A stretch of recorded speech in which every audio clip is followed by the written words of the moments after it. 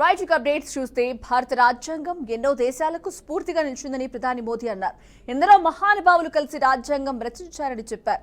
రాజ్యాంగాన్ని ఆమోదించి 75 ఏళ్లు పూర్తయిన సందర్భంగా లోక్సభలో నిర్వహించిన ప్రత్యేక చర్చలో మోదీ మాట్లాడారు. ప్రజాస్వామ్య పండుగను ఘనంగా నిర్వహించుకుంటున్నామన్నారు. ఇవి దేశం గర్వపడే క్షణాలని అన్నారు. రాజ్యాంగాన్ని ఖూనీ చేసేందుకు కాంగ్రెస్ ప్రభుత్వం ఎన్నో రకాలుగా ప్రయత్నించిందని విమర్శించారు. దేశ అభివృద్ధిలో మహిళల పాత్ర కీలకమైందని చెప్పారు. దేశ అధ్యక్షురాలిగా ఆదివాసీ మహిళ ఎన్నికయ్యారన్నారు.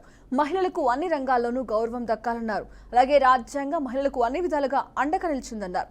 దేశం అభివృద్ధి చెందాలని ప్రతి ఒక్కరూ కోరుకుంటున్నారని వెల్లడించారు. ఈ దేశాన్ని వికసిత్ భారత్గా మార్చాలన్నారు. ప్రజల మధ్య ఐకమత్యం దేశ అభివృద్ధిలో కీలక పాత్ర పోషిస్తుందన్నారు. అలాగే భిన్నత్వంలో ఏకత్వంలో మన దేశం గొప్ప విధానమని అన్నారు. संविधान को सशक्त करने में बहुत बड़ी भूमिका निभाई थी. संविधान सभा में 15 माननीय महिला सदस्य थी और सक्रिय सदस्य थी.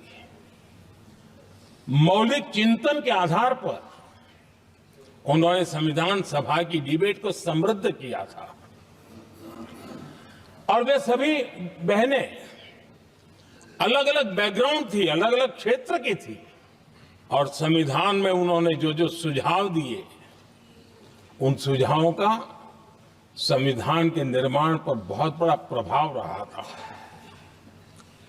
और हमारे लिए गर्व की बात है कि दुनिया के कई देश आजाद भी हुए, संविधान भी बने, लोकतंत्र भी चला, लेकिन महिलाओं को अधिकार देने में दशकों बीत गए थे.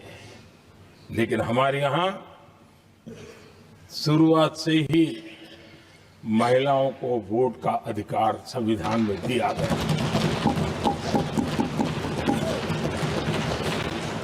आदरणीय सभापति जी, जब G20 समिट हुई उसी भावना को आगे बढ़ाते हुए, क्योंकि संविधान की भावना को लेकर के हम सब जीने वाले लोग हैं, हमने G20 की अध्यक्षता के दरमियान विश्व के सामने विमेन लेड डेवलपमेंट का विचार रखा और विश्व के अंदर विमेन डेवलपमेंट से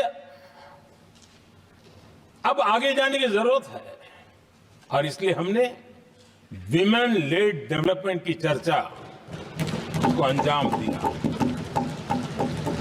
इतना ही नहीं, हम सभी सांसदों ने मिलकर के एक स्वर से नारी शक्ति बंधन अधिनियम पारित करके हमारी महिला शक्ति को भारतीय लोकतंत्र में उनकी भागीदारी सुनिश्चित करने के लिए हम लोगों ने कदम उठाए.